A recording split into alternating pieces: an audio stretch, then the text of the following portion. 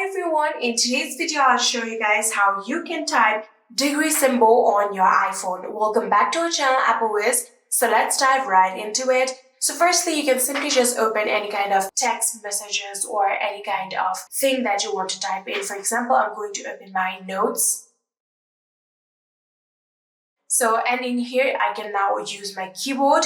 So I'm going to use my keyboard from here. So now I want to type a number and add a degree.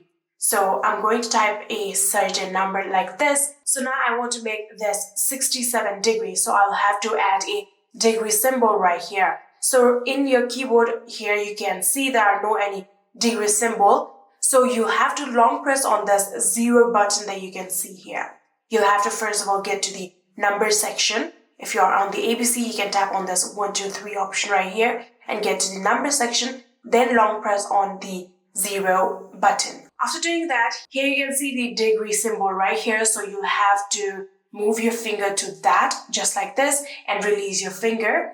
And here you can see now the degree symbol is right here. And now it is like 67 degree. And like that, you will also be able to use degree symbol on your iPhone.